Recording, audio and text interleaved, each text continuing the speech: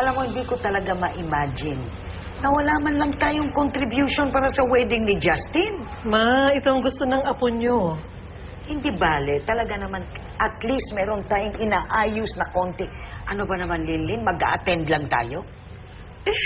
Your apo can be so stubborn, Ma. Ay, naku.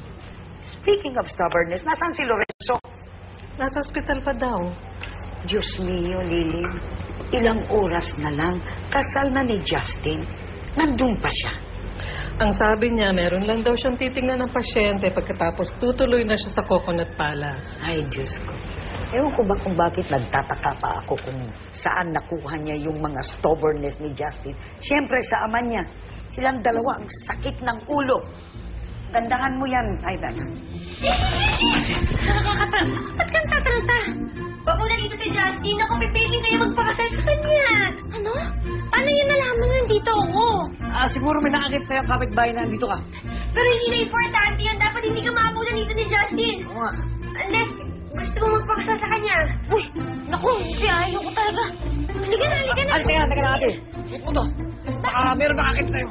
Ay, ha! Dali! Halika na, teka, hindi ako mag-usap. Tulungan niyo ako. Huwag kayo masyadong Nandiyan po si Sir Luigi. Parang nagmamadali ka. Kasi po, ngayon po yung bulahan ng logo. Sana po manalo po. Elaine, bakit hindi ka pa nagbihis? Dumaan ako sa shop mo, wala kayo. Ba't ko kailangan magbihis? Wedding day ngayon ni Justin. Alam ko yan. Hindi ka pa mag-attend?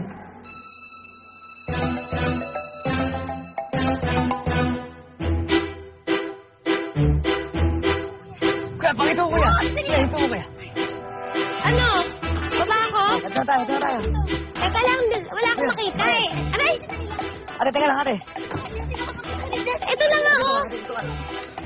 Teka, ano ba? Hindi ako nakahinga. Pwede ko na tanggalin? Wag ate, baka may maakit sa'yo. Ano ba? Pwede ko na tanggalin? Ha? Salamat ah.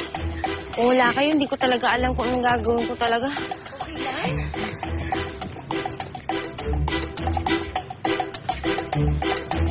Anong ginagawa ko dito?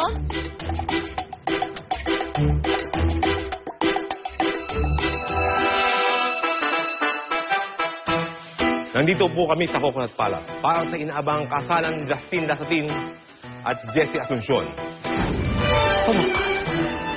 Nakapasok na rin ako.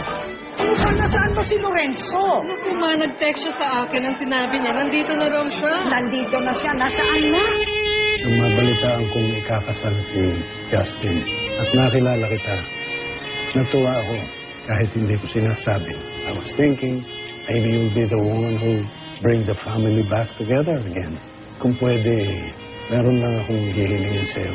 Mukhang di na darating yung alam mo, buti pa. Ha? Ipakap mo na tong wedding na to. Sis! Ha? Ano? Ayun si Jess. Justin Lasatin, tinatanggap mo ba si Jessie para maging asawa sa hirap o ginawa? Yes, Your Honor. Ikaw naman, Maria Jesus Asuncion, tinatanggap mo ba si Justin para maging asawa sa hirap o ginawa? I think I've fallen for